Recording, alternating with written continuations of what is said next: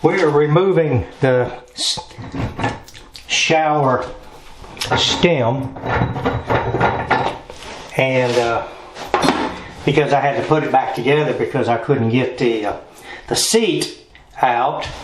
But now I'm going to show you how to get the seat out, because I tried the extractors I had, but they weren't going to work.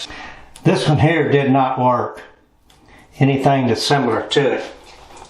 So these are carbide, and they've got real sharp, well, they're not cutting sharp edges, but they're sharp enough to where they'll grab whatever.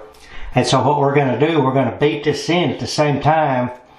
We're going to turn it to get that seat loose, because like I say, I've tried others and they just wouldn't budge.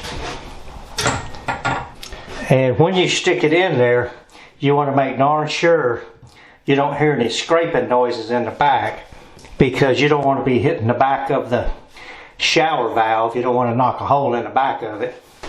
Okay, here we go. Got that in there.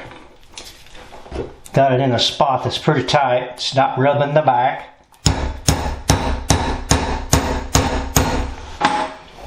And as you're turning it, you want to hit it at the same time.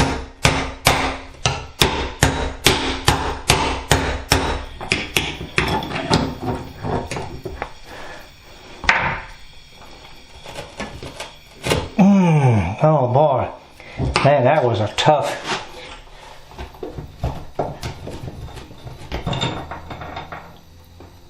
Okay, and here it is.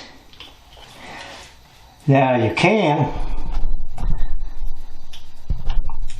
with this on here, if you got a plastic bag or something that you can put this in, take it to like Ace Hardware. They'll have the plates with this type of screw this is, that you can screw it in, find out exactly which seats you've got, and then you can purchase another one.